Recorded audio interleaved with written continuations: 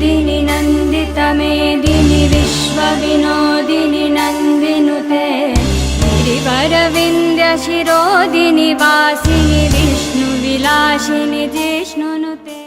It is indeed a great day for all Indians, all Bharatiyas, especially in terms of our geopolitics, because after today, the lines have been drawn in the sand. We know exactly who our enemies are, who our allies are, who is an enemy to what degree, who is an ally to what degree. Everyone's masks have come off. And I always believe that the enemy that you can see with your eyes, that the enemy that you know most definitely is an enemy, is of course a preferable situation than not knowing at all who is the enemy.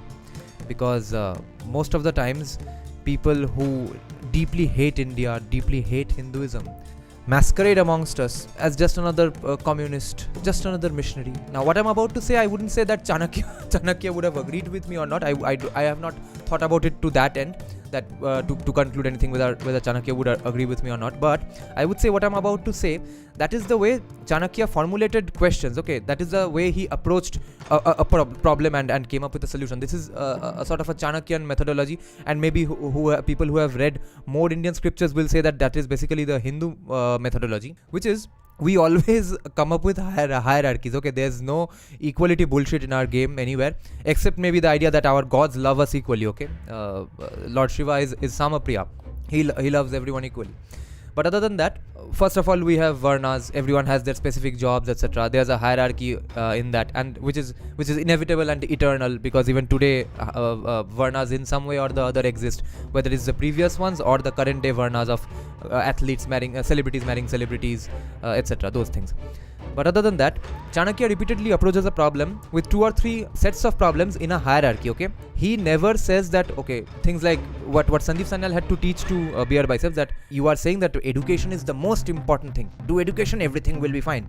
That's the young person's perspective Beer Biceps is bringing to the table. And the 40, 45-year-old, 50-year-old whom we call uncles, not disrespectfully. If we saw them on the street, we would call them uncle, right? So in that sense, the uncle's generation usually says that we need to think about development. Hindu Muslim kahe sochna hai. So actually both are wrong. You make flyovers, someone will bomb it. You focus on education, someone will teach you Marxism only, and only Marxism, nothing else. Or will teach you Ambedkar's policy on casteism, not Ambedkar's views against Islam or Muslims. Or someone will teach you only Savarkar's views against Muslims, but not Savarkar's views against casteism. Okay, so education pe focus karke yehi hoga, if you don't have other things in place also.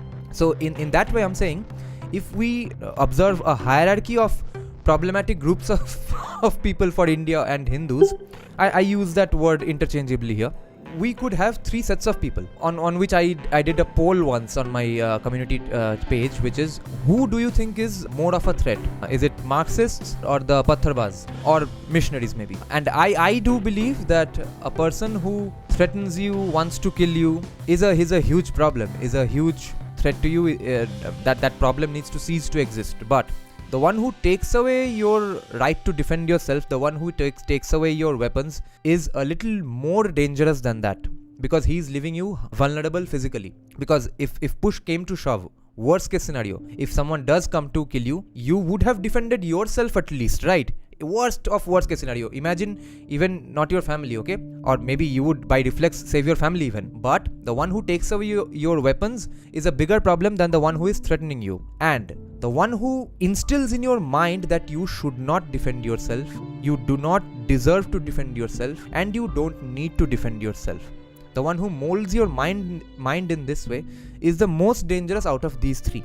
So we have Pattharbaz, who a lot of whom want to kill us, maybe most of them. Then there's a government who is taking away your weapons, every government. And third are the Marxists and missionary-minded schools, are mostly all our educational institutions, okay, who are telling you that there's no question of self-defense anywhere. I think they are the biggest problem. So here again, in even observing from that methodology, Justin Trudeau saying this absolute hilariously insane thing is a huge gain for us, because now we know exactly where he stands, etc. All the people who have supported him to some degree, supported us to some degree, we know what their support is to what degree. Otherwise, a lot of let's say BJP supporters would have gone around thinking that Australia is great friends with us or something. Okay, everyone has had nuanced views. Okay, Pierre has said that we are waiting for the investigation to get over, and he has also said that at the same time Trudeau did not accuse China this way, etc. Then there is the Australian Prime Minister who said that chill out, etc., but also said that we are taking this seriously. So both all of them mostly have played have done monkey balancing to a great extent, and that's what is expected of them. They also can't take sides in this vehemently. So fair enough, but we at least know that yes, they are doing a monkey balance. We don't need to misinterpret their actions to think that they are great friends of us or they are great enemies of us. We know exactly where they stand. And as for when I first heard the news, I was in a flute recording for an upcoming arrangement of mine, and I'm fully engrossed in music. Okay, mantrmugdh hona bolte hai jisko. I'm listening to beautiful basuri and casually checking the phone, and then I see this news, and I was about to shout out, what is this? How can someone say this? How can a nation head of a first world country say things like this publicly? This is childish tantrum. Okay, so my conspiracy theory web series dekhne wala, political web series dekhne wala brain immediately went to thinking some 56D, 5D, 8D chess that Modi must have been playing, that please make sure to say this sometime later so that I win elections. How lucky can a Indian Prime Minister be? The thing that so-called Indian fascist nationalist jingoists were claiming, that got confirmed by a person who is claiming to be opposed to Modi here. इससे अच्छा मोदी के लिए क्या हो सकता है? So I thought, yeah, that is the conspiracy, and this is why his plane was stopped. Okay, Modi was maybe convincing him that please bro, definitely say this, otherwise I won't let you leave. Then I thought, no, that's too much of a reach.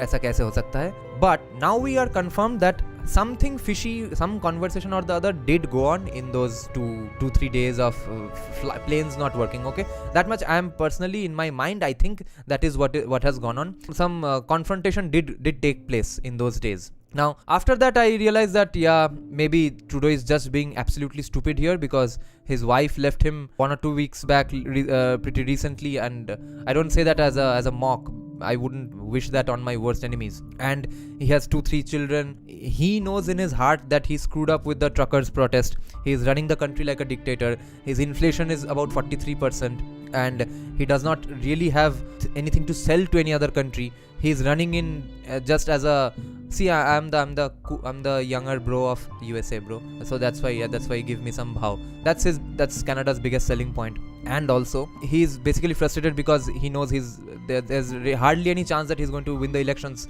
in the coming one. So all this might have maybe screwed with his mind after all, because you have to remember one thing about Trudeau, which usually happens when someone is brought up in a coddled and privileged atmosphere. Okay, being brought up in a privileged atmosphere where your parents are in the same profession as you is a double-edged sword. Okay, either you will be very successful, like A.R. Rahman. His father was a music arranger, one of the biggest boxing promoters in the world today. His father was also a boxing promoter. He knows how to behave with people, he knows how to approach talent, he knows how to spot talent, etc. These are the skills that you get from your family. But on the other hand, if you do decide to join that profession, but your heart's not completely in it, और you think you deserve it any way, somehow जो privilege word का जो negative connotation है वो अगर सच में किसी में है, जैसे राहुल गांधी का भी है, then you are not even hardening ही नहीं हुआ है तुमका. ठीक है, he is basically a soft bubbly kid right now. Okay, so in that situation, if that is really the case with Trudeau, because his father was also prime minister, okay, then he might really be that immature to just make random decisions based on his impulse, and he's just pissed off and frustrated, and he has ended up saying something which was the staple talking point of every Congress government, every pre-2014 politician for the times of ages 70s, 80s, 90s kids. When we have grown up listening, any sudden horrifying thing that happens in the country, विदेशी शक्ति का हाथ है. Today Canada's prime minister is randomly conjuring up विदेशी शक्ति का हाथ to garner some protest, to hope that the entire country rallies around him. Okay, now this might be a collaboration of 8D chess with Modi as well, because both of them agree amongst each other that you accuse me, I will accuse you back, but that might help us both in the elections. That's my conspiracy theory brain speaking. There's nothing more substance to this other than my web series viewing eyes. Okay, but Putin also did just throw a tantrum and lose his temper and attack Ukraine ultimately, right? He had some sort of legitimate reasons. Maybe he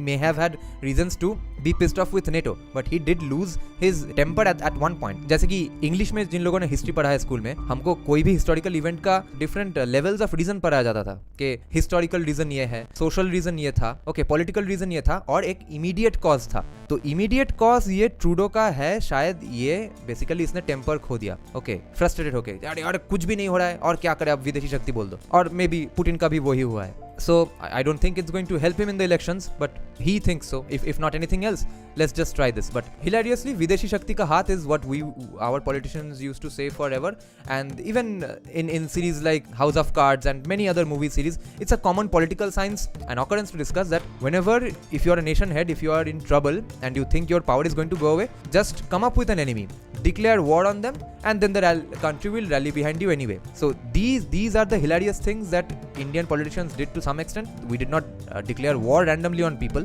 but the Videshi Shakti part we did.